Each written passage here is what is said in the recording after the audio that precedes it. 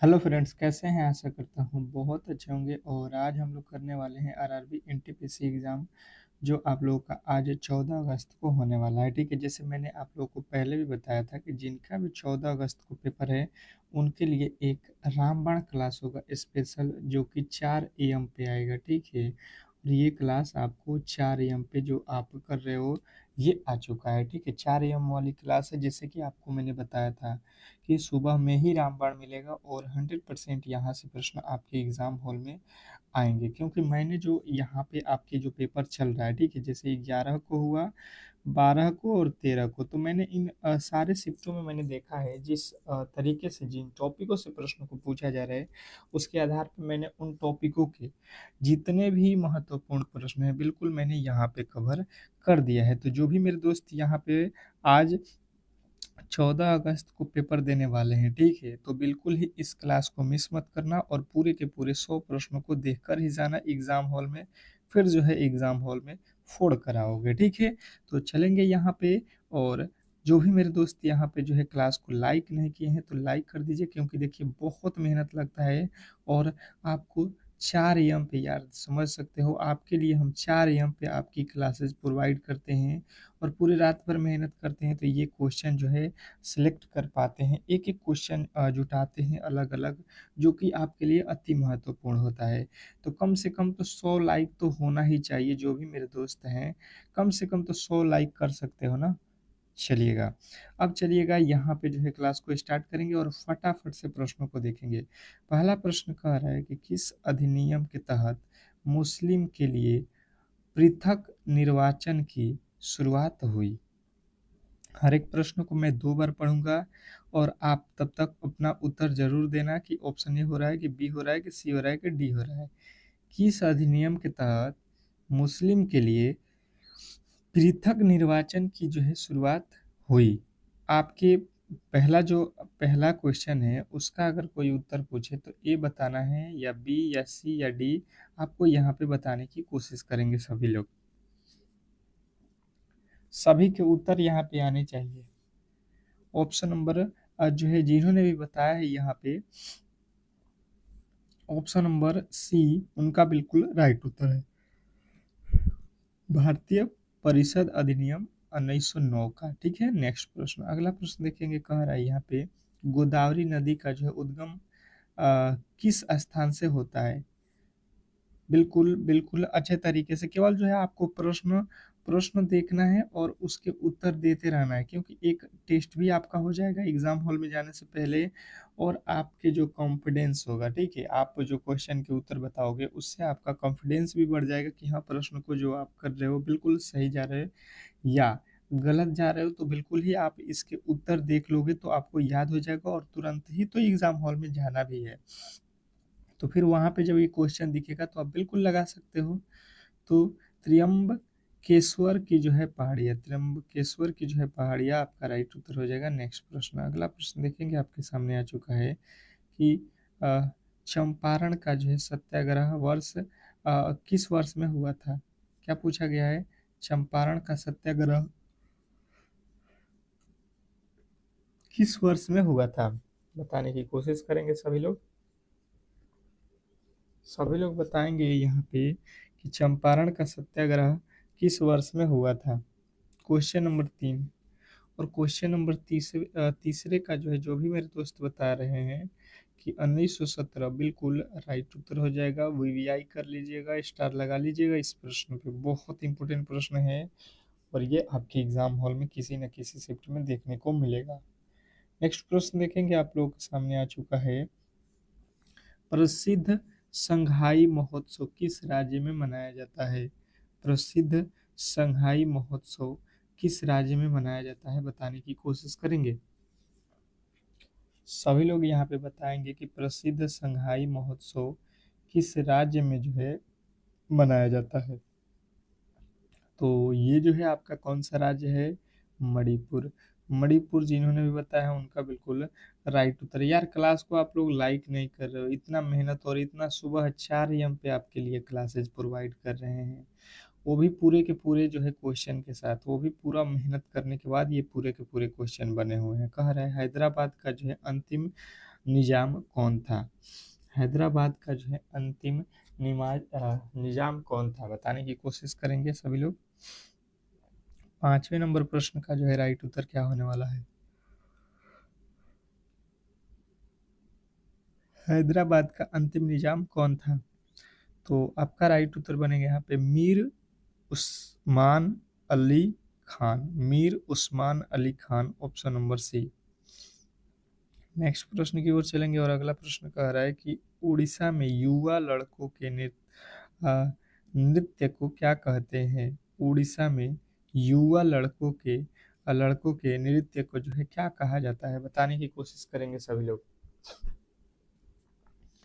सभी लोग बताएंगे यहाँ पे कि उड़ीसा में युवा लड़कों के नृत्य को जो है क्या कहा जाता है? तो छठे नंबर प्रश्न का जो है राइट उत्तर आपको बताना है गोटी पुआ। क्या बोला जाता है? गोटी पुआ। ऑप्शन नंबर सी जो है आपका बिल्कुल राइट उत्तर हो जाएगा, गोटी पुआ। नेक्स्ट प्रश्न देखेंगे, आप लोगों के सामने आ चुका है कि निम्नलिखित में से कौन काकोरी अ, डकैती के विचारों में से एक था? निम्नलिखित में से कौन काकोरी डकैती के विचारों में से एक था? बताने की कोशिश करेंगे सभी लोग। 7वें नंबर प्रश्न का जो है राइट उत्तर अगर आपने बताया है अशफाक उल्ला खान, बिल्कुल राइट उत्तर हो जाएगा आपका ऑप्शन नंबर बी। नेक्स्ट प्रश्न की ओर चलेंगे और अगला प्रश्न आपके सामने है प्रख्यात नृत्यांगना प्रतिभा प्रहलाद किस नृत्य शैली से संबंधित है? बताएंगे। बिल्कुल इसी लेवल के प्रश्न आपके एग्जाम हॉल में आ रहे हैं, ठीक है। और इन प्रश्नों को देखने के बाद आप एग्जाम हॉल में जब बैठोगे तब देखना डायरेक्ट ही यहाँ से प्रश्न एग्जाम हॉल में देखने को मिलेंगे, ठीक है। तो आपको जो है इसका राइट उत्तर बताना है भारतनाट्यम। ऑप्शन नंबर डी जो है आपका बिल्कुल राइट उत्तर हो जाएगा। नेक्स्ट प्रश्न की ओर चलेंगे और अगला प्रश्न कह रहा है कि 1912 में सिविल सेवाओं के संबंध में रॉयल रॉयल कमीशन के संगठन के समय वायसराय कौन था? बताएंगे। 1912 में सिविल सेवाओं के संबंध में रॉयल कमीशन के गठन के समय वायसराय कौन था? तो आपके राइट उत्तर यहाँ पे क्या बन जाएगा? आप कहोगे लॉर्ड हॉर्डिंग द्वितीय। लॉर्ड हॉर्डिंग द्वितीय था वायसराय उस समय। नेक्स्ट प्रश्न, अगला प्रश्न देखेंगे, आप लोगों के सामने आ चुका है। कह रहे हैं यहाँ पे कि रणथंभौर राष्ट्रीय उद्यान किस राज्य में है? रणथंभौर रणथंभौर राष्ट्रीय उद्यान किस राज्य में है? रणथंभौर की बात की जाए तो आपको बताना ये राजस्थान में है, ऑप्शन नंबर सी। नेक्स्ट प्रश्न की ओर चलेंगे और अगला प्रश्न कह रहा है कि निम्नलिखित में से कौन सी घटना सर्वप्रथम घटित हुई? निम्नलिखित में से कौन सी घटना सर्वप्रथम घटित हुई? बताने की कोशिश करना है सभी लोगों को कि निम्नलिखित में से कौन सी घटना सर्वप्रथम घटित हुई। तो आपका जो है राइट उत्तर हो जाएगा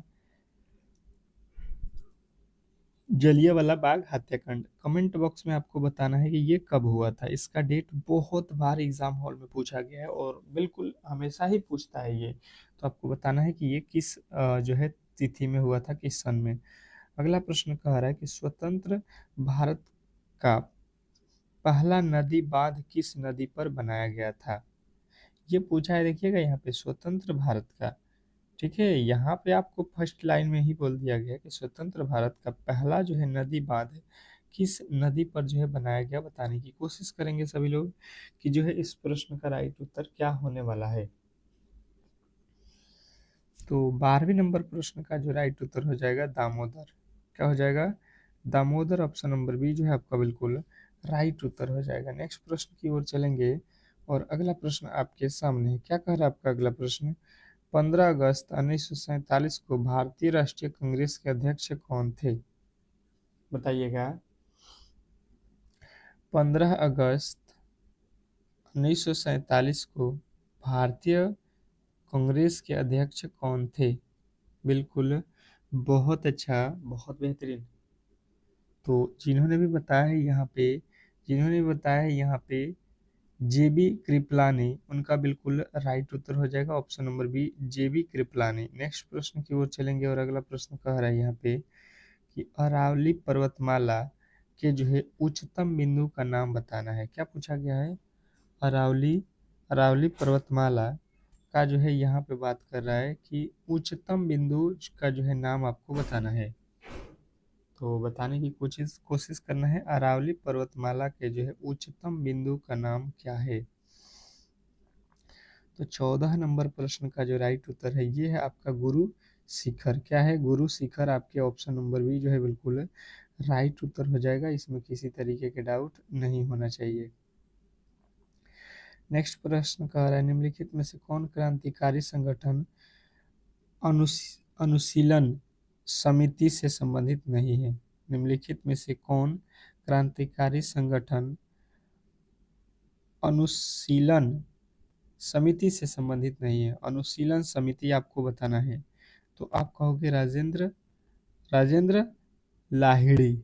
नेक्स्ट प्रश्न देखेंगे, आप लोगों के सामने आ चुका है और अगला प्रश्न कह रहा है यहाँ पे कि भारत की सबसे बड़ी तटीय खारे पानी की झील किस राज्य में है? भारत में सबसे बड़ी तटीय खारे पानी की जो झील है वो किस राज्य में है, ये आप लोगों से पूछा जाए तो आपके राइट उत्तर बनेगा उड़ीसा। नेक्स्ट प्रश्न की ओर चलेंगे और अगला प्रश्न कह रहा है यहाँ पे कि झांसी की रानी लक्ष्मीबाई किस युद्ध में जो है शहीद हुई थी? झांसी की लक्ष्मीबाई किस युद्ध में जो है शहीद हुई हैं? तो आपके राइट उत्तर बनेगा यहाँ पे 1858 के युद्ध में, 1858 के युद्ध में। नेक्स्ट प्रश्न की ओर चलेंगे और अगला प्रश्न कह रहा है यहाँ पे किस राज्य में पढ़यनी भद्रकाली मंदिर में किया जाने वाला जो है धार्मिक नृत्य स्वरूप है? किस राज्य में पढ़यनी भद्रकाली मंदिर में किया जाने वाला जो है धार्मिक नृत्य जो है स्वरूप है? तो आपके राइट उत्तर बनेगा यहाँ पे केरल। ऑप्शन नंबर ए जो है आपका बिल्कुल राइट उत्तर हो जाएगा। नेक्स्ट प्रश्न की ओर चलेंगे और अगला प्रश्न कह रहा है तृतीय मैसूर युद्ध किस अवधि के दौरान लड़ा गया? क्या पूछा गया है? तृतीय मैसूर युद्ध किस अवधि के जो है दौरान लड़ा गया? बताने की कोशिश करेंगे सभी लोग। सभी लोग बताएंगे तृतीय मैसूर युद्ध के बारे में, और जिन्होंने भी बताया है यहाँ पे ऑप्शन नंबर सी 1790 से 92 तक बिल्कुल राइट उत्तर हो जाएगा। नेक्स्ट प्रश्न देखिएगा, कह रहा है यहाँ पे कि जो है डीजल लोकोमोटिव वर्ष कहाँ पर स्थित है? डीजल लोकोमोटिव वर्क्स कहाँ पर स्थित है? तो विश्व का जो है राइट उत्तर हो जाएगा वाराणसी में। नेक्स्ट प्रश्न की ओर चलेंगे और अगला प्रश्न कह रहा है कि हुमायूं और शेर शाह सूरी के बीच चौसा का युद्ध किस वर्ष में लड़ा गया था? हुमायूं और शेर शाह सूरी के बीच चौसा का युद्ध किस वर्ष में लड़ा गया था? तो 21 का राइट उत्तर हो जाएगा 1539 में। नेक्स्ट प्रश्न की ओर चलेंगे और अगला प्रश्न कह रहा है कि भारतीय कृषि अनुसंधान परिषद का जो है मुख्यालय कहाँ स्थित है? भारतीय कृषि अनुसंधान संस्थान का जो है मुख्यालय कहाँ स्थित है? स्टार कर लीजिएगा, ये प्रश्न आपके एग्जाम हॉल में बिल्कुल देखने को मिलेगा। नई दिल्ली जो है आपका बिल्कुल राइट उत्तर है। नेक्स्ट प्रश्न कह रहा है यहाँ पे कि निम्नलिखित में से कौन जहांगीर के जो है शासन काल में एक जो है प्रसिद्ध चित्रकार थे? कह रहा है कि निम्नलिखित में से कौन जो है जहांगीर के शासन काल में एक प्रसिद्ध जो है चित्रकार थे? तो 23वें नंबर प्रश्न का जो है राइट उत्तर आप कहोगे उस्ताद मंसूर। नेक्स्ट प्रश्न की ओर चलेंगे और अगला प्रश्न कह रहा है कि राष्ट्रीय पर्यावरण अभियांत्रिक अनुसंधान संस्थान कहाँ स्थित है? राष्ट्रीय पर्यावरण अभियांत्रिक अभियांत्रिक अनुसंधान संस्थान कहाँ स्थित है? तो आपके राइट उत्तर बनेगा यहाँ पे नागपुर। नेक्स्ट प्रश्न की ओर चलेंगे और अगला प्रश्न कह रहा है कि कनौज की लड़ाई में शेर शाह सूरी द्वारा हुमायूं को किस सन में जो है पराजित किया गया था? कनौज की लड़ाई में शेर शाह सूरी द्वारा हुमायूं को किस सन में जो है पराजित किया गया था? तो आपके राइट उत्तर बनेगा यहाँ पे 1540 में। किसमें? 1540 में। नेक्स्ट प्रश्न की ओर चलेंगे और अगला प्रश्न आपके सामने है। कह रहा है आपका अगला प्रश्न कि IAEA का जो है मुख्यालय कहाँ स्थित है? क्या पूछा गया है? IAEA का जो है मुख्यालय कहाँ स्थित है?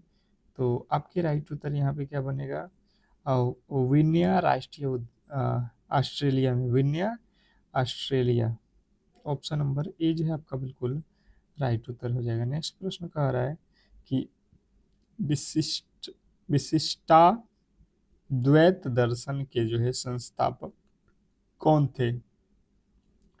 विशिष्टा द्वैत दर्शन के जो है संस्थापक कौन थे? तो आपके राइट उत्तर बनेगा यहाँ पे, आपका राइट उत्तर बनेगा अ, Ramanujacharya. Option number D. Next प्रश्न देखेंगे, आप लोगों के सामने आ चुका है। कह रहा है कि डेनमार्क की राजधानी क्या है? डेनमार्क की जो है राजधानी अगर आपसे पूछा जाए तो बताने की कोशिश करेंगे स्टार लगा के कि डेनमार्क की जो है राजधानी कहाँ है। बिल्कुल, बहुत अच्छा, बहुत बेहतरीन। तो जिनका भी उत्तर आ रहा है कोपन कोपनहेगन, उनका बिल्कुल राइट उत्तर है। नेक्स्ट प्रश्न की ओर चलेंगे और अगला प्रश्न आपके सामने है। कह रहा है कि फिरोज शाह तुगलक ने किस प्रसिद्ध शहर का जो है गठन किया था? फिरोज शाह तुगलक ने किस प्रसिद्ध शहर का जो है गठन किया था? बताने की कोशिश करेंगे। फिरोज शाह तुगलक ने किस प्रसिद्ध जो है शहर का गठन किया है? तो आपके राइट उत्तर बनेगा यहाँ पे, क्या बनेगा? तो हिसार का। ठीक है, हिसार शहर का जो है गठन किया है। ऑप्शन नंबर डी यदि आपने बताया है तो बिल्कुल सही उत्तर है। नेक्स्ट प्रश्न कह रहा है यहाँ पे कि रूबल कहाँ की मुद्रा है? रूबल कहाँ की मुद्रा है? बिल्कुल यार, जो भी मेरे दोस्त देख रहे हो, क्लास को लाइक नहीं किए हो तो लाइक कर दीजिए। बिल्कुल, सुबह के लिए इतना मेहनत के लिए तो एक लाइक बिल्कुल ही बनता है। और आगे आने वाले शिफ्टों में जो भी मेरे दोस्त हैं, बिल्कुल चैनल को सब्सक्राइब करके रखोगे, क्योंकि यहाँ पे जो है आप लोगों के लिए बिल्कुल फ्री में जो है क्लासेज है। और 100% जो है आपको यहीं से प्रश्न देखने को मिलेगा, क्योंकि जिन टॉपिकों से पूछ रहा है उन टॉपिकों को हम लोग बिल्कुल ही क्लियर तरीके से कवर कर दे रहे हैं। ठीक है, अगला प्रश्न देखिएगा। कह रहा है कि नदी का जो है वह ज्वारीय मुहाना जहाँ पर ताज़ा और खारा पानी मिश्रित होता है क्या कहलाता है?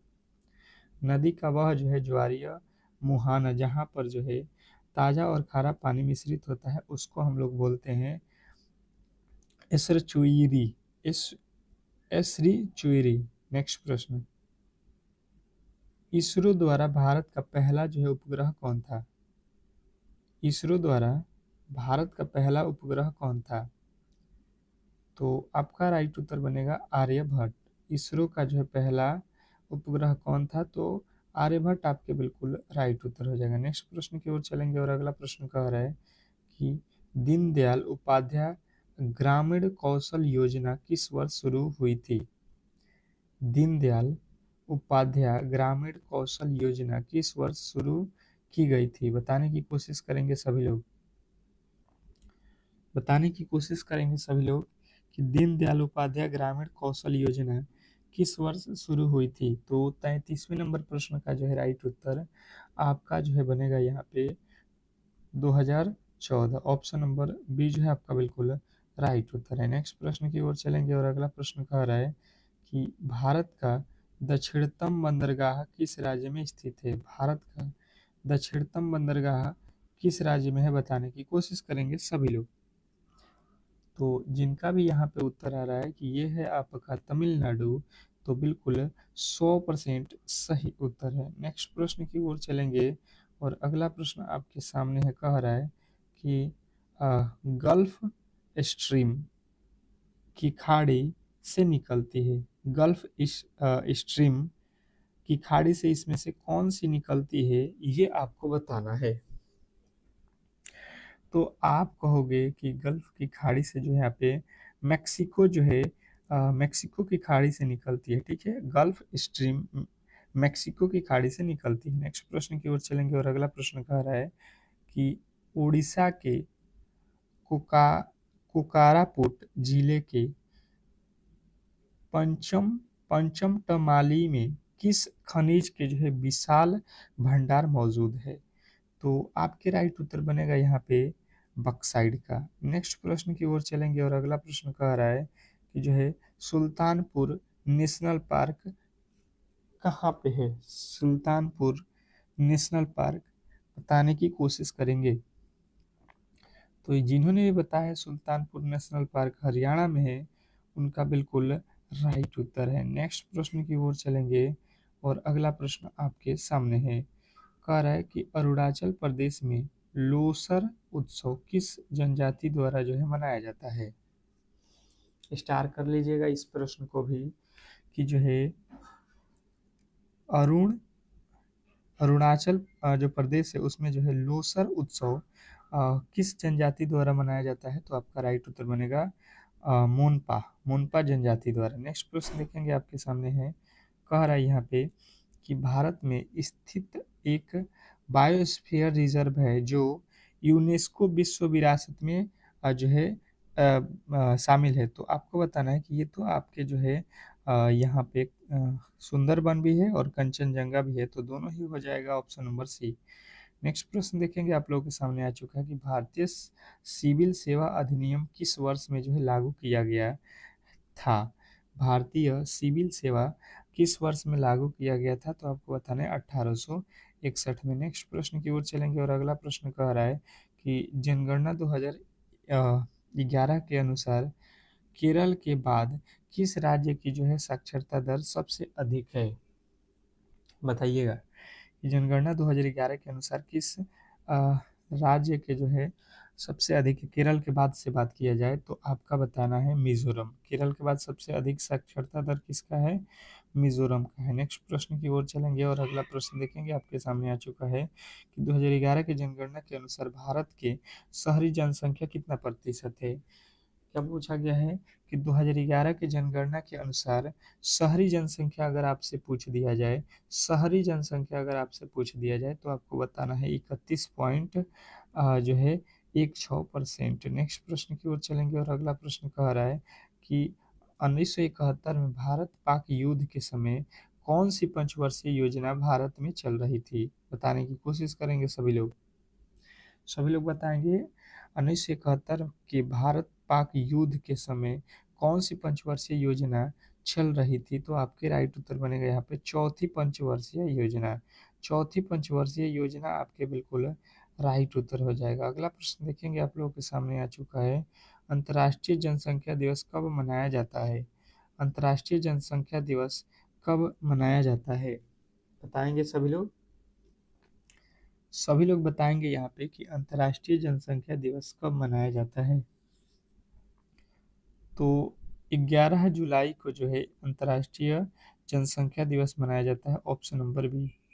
नेक्स्ट प्रश्न की ओर चलेंगे और अगला प्रश्न कह रहा है यहाँ पे कि अफ्रीकी महाद्वीप का सबसे ऊंचा जो है पर्वत कौन सा है? अफ्रीकी महाद्वीप की सबसे ऊंचा पर्वत जो है अगर आपसे पूछ लिया जाए तो आपके राइट उत्तर बनेगा किलिमंजारो पर्वत। कौन है? किलिमंजारो पर्वत, ऑप्शन नंबर ए आपका बिल्कुल 100% सही उत्तर है। नेक्स्ट प्रश्न की ओर चलेंगे और अगला प्रश्न कह रहा है कि वर्ष 1980 में भारत सरकार द्वारा कितने बैंकों का जो है राष्ट्रीयकरण किया गया था? वर्ष 1980 में भारत सरकार द्वारा कितने बैंकों का जो है राष्ट्रीयकरण किया गया था? ये आप लोगों से पूछा गया है, बताने की कोशिश करेंगे सभी लोग। सभी लोगों के उत्तर यहाँ पे आने चाहिए। तो जिन्होंने भी बताया 6 बैंकों का, उनका बिल्कुल राइट उत्तर है। नेक्स्ट प्रश्न कह रहा है यहाँ पे क्या बोला गया है कि भारत के जो है संविधान का कौन सा अनुच्छेद राज्य सरकार राज्यपाल को जो है अध्यादेश जारी करने का जो है अधिकार देता है?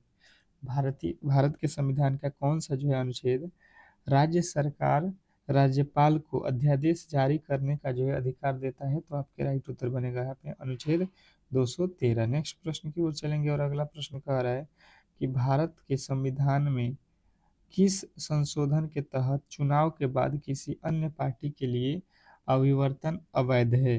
भारत के संविधान में किस संशोधन के तहत जो है चुनाव के बाद किसी अन्य पार्टी के जो है विवर्तन अवैध हो जाएंगे? तो आपके राइट उत्तर बनेगा 52वां संविधान संशोधन। नेक्स्ट प्रश्न क्या कह रहा है यहाँ पे कि भारत की स्टैचू ऑफ यूनिटी किस राज्य में स्थित है? तो भारत में स्टैचू ऑफ यूनिटी ये जो है आपको गुजरात राज्य में है। नेक्स्ट प्रश्न, अगला प्रश्न देखेंगे आपके सामने आ चुका है कि उपन्यास क्या पूछा गया है? उपन्यास उपन्यास ए प्राइम मिनिस्टर टू रिमेंबर किसने लिखा? तो आपको बताना है admiral Sunil Kumar, admiral Sushil Kumar, sorry. Option number A. Next प्रश्न की ओर चलेंगे और अगला प्रश्न आपके सामने है रीजनिंग का। ठीक है, रीजनिंग के प्रश्नों को हम लोग सॉल्व करेंगे फटाफट से। जैसे पहला आज का रीजनिंग का प्रश्न है, कथन कह रहा है कि सभी जो है भेड़े गाय हैं, और दूसरा कह रहा है कुछ गाय घोड़े हैं, कह रहा है सभी घोड़े सियार हैं। तो अब जो है यहाँ पे कथन आपको दे दिया गया, इसका निष्कर्ष आपको ढूंढना है। तो जैसे मैंने देखा तो यहाँ पे सभी भेड़े जो है गाय है, तो सबसे पहले यहाँ पे आप लिख लो भेड़। ठीक है, तो जितने के जितने भेड़ है वो सभी के सभी क्या है? काऊ है। काऊ मतलब गाय लिख देता हूँ। कुछ गाय घोड़े हैं, तो गाय का कुछ हिस्सा जो है यहाँ पे घोड़े के अंदर आ जाएगा। फिर कह रहा है सभी घोड़े सियार है, तो यहाँ पे सभी के सभी घोड़े क्या हैं यहाँ पे? तो आप कहोगे सियार हैं। ठीक है, ये क्या हो गए? सियार हो गए। अब देख लो आपका डायग्राम बन गया, और इसी के अकॉर्डिंग आपको जो है यहाँ पे निष्कर्ष देखना है कि सही बोला है या गलत। कह रहा है पहला कि कुछ सियार गाय हैं, सियार का कुछ हिस्सा क्या गाय में है? देख लो ये सियार है, और इसका कुछ हिस्सा गाय के अंदर जा रहा है, बिल्कुल जा रहा है, 100% सही उत्तर है। अगला देखो, कुछ घोड़े कुछ घोड़े भेड़ है, घोड़ा कहाँ पे है? यहाँ पे। क्या इसका कुछ हिस्सा भेड़ के अंदर जा रहा है? तो कहोगे बिल्कुल नहीं जा रहा है, भेड़ जो है अलग है और घोड़ा जो है अलग है, इसमें कोई भी संबंध नहीं है। तो हम कहेंगे केवल और केवल अनुसरण एक करता है। ऑप्शन नंबर बी के साथ जाएंगे और 100% आपका सही उत्तर होगा। नेक्स्ट प्रश्न की ओर चलेंगे और अगला प्रश्न देखेंगे। कह रहा है कि एक निश्चित कुट भाषा में अ, पोष को जो है ये कुडित किया जाता है, और सिल्क को जो है ये कुडित किया जाता है। तो दी गई कुट भाषा में इसका जो है कुट क्या होगा, ये आप लोगों को बताना है। बताने की कोशिश करेंगे सभी लोग कि इस प्रश्न का राइट उत्तर क्या होने वाला है। बिल्कुल स्टार कर लीजिएगा, ये टाइप हर एक शिफ्ट में पूछा गया टाइप है। तो बिल्कुल ही आपके एग्जाम हॉल में एक तो प्रश्न इस तरीके का देने वाला है। किस तरीके से सॉल्व करते हैं इन प्रश्नों को? सबसे पहले आप कोडिंग डिकोडिंग वाले मैंने बताया हुआ है आपको ट्रिक, कि सबसे पहले इसको रफ पे उतार लेना। ठीक है, रफ पे जब उतारोगे तो कभी भी ये गलत नहीं करके आओगे। यहाँ पे लिख दिया है तो इसको लिख लो।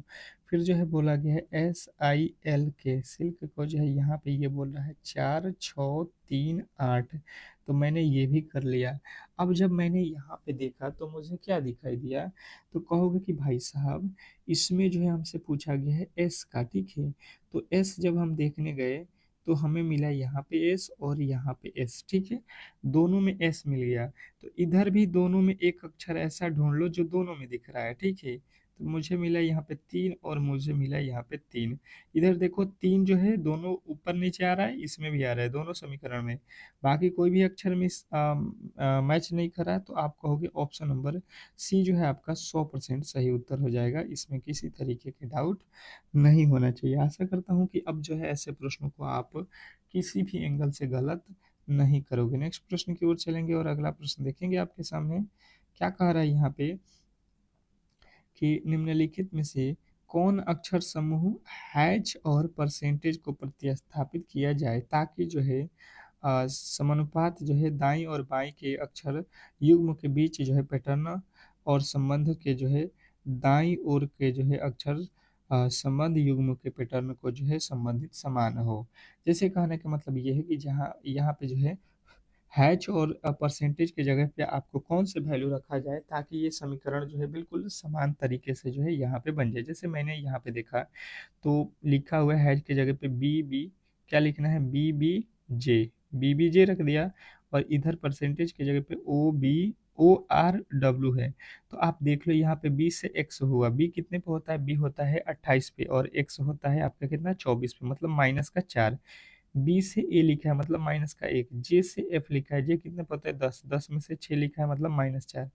अब वही काम देखो, एस से ओ लिखा है -4 लिखा है, भी से आर लिखा है -4, ए से डब्ल्यू लिखा है। तो देखो पहले तो -4 था, फिर माइनस का 1 किया गया है, तो ये वाला बिल्कुल पहला वाला वैल्यू रखेंगे तो गलती हो जाएगा। दूसरा वाला देखो रख के यहाँ पे रख लो बी और ई और जे, उसके बाद यहाँ पे रख लो कितना ओ आर पी, चेक कर लो, बी से एक्स पे आया 4 माइनस कर दिया, ठीक है, ई से ओ गया मतलब -4, यहाँ पे -4, दोनों में -4, और जे से एफ आया है -4, सभी में -4, यहाँ से भी सभी में -4 होना चाहिए।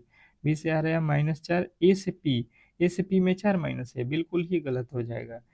अब देखो यहाँ पे आपका अभी तो चेक नहीं हुआ है ना, तीसरा भी रख सकते हैं, चौथा, तो चौथा को रखेंगे क्योंकि ये टाइम टेकिंग वाला प्रश्न होता है, तो समझ लेना कि लास्ट वाला ही ऑप्शन यहाँ पे ज़्यादातर दिया जाता है, ई और यहाँ पे जे। इधर है क्यू आर डब्ल्यू, आप चेक करो बी से एक्स पाएंगे यहाँ पे कितना -4, और यहाँ पे एस से क्यू पे आएंगे, एस होता है कितने पे 19 पे, तो एस से क्यू पे आओगे, क्यू होता है 17 पे, तो यहाँ पे तो दो ही माइनस कर रहा है ना, यहाँ पे 2 माइनस कर रहा है, तो बिल्कुल यहाँ से भी नहीं होगा। अब इसको देख लो बी ई जे, और यहाँ पे कितना है ओ आर डब्ल्यू, क्या ये चल रहा है, ए से जो है एक्स -4, ई से ए -4, जे से एफ -4, सभी में -4, यहाँ से -4, डब्ल्यू से आर -4, ए से जो है डब्ल्यू कितना हो गया -4। देख लो ऑप्शन नंबर तीसरा में सब में जो है -4 करके, यानी कि ऑप्शन नंबर सी रखेंगे। नेक्स्ट प्रश्न देखिएगा कि निम्नलिखित में शब्द दो युग्म है जिनमें से एक दूसरे के किसी निश्चित तरीके से संबंधित हैं। निम्नलिखित चार युग्मों में से तीन एक समान हैं क्योंकि इनमें एक समान संबंध है और इस प्रकार एक जो है समूह बनाते हैं। तो कौन सा युग्म जो है समूह से संबंधित नहीं है, ये हम लोगों से पूछा गया, मतलब कौन सा जो है अलग है, ये आप लोगों को बताना है। जैसे यहाँ पे देखोगे थिएटर, थिएटर में क्या होता है, मूवी देखते हैं, और यहाँ पे जो है आप कहोगे मंदिर में पूजा करते हैं, बिल्कुल सही है। रेस्टोरेंट, रेस्टोरेंट में क्या करते हैं हम लोग, डिनर करते हैं, ये भी बात सही है। पर आप देख रहे हो बी पार्क, पार्क में तैरते हैं, पार्क में लोग टहलते हैं, तैरते नहीं हैं, तो ऑप्शन नंबर बी यहाँ पे अलग लिखा गया है, तो आपका राइट उत्तर अलग वाला ही बताना था, तो ऑप्शन नंबर बी। तो इस तरीके से आज के क्लास के जो भी महत्वपूर्ण प्रश्न थे उसको हम लोगों ने कवर किया है।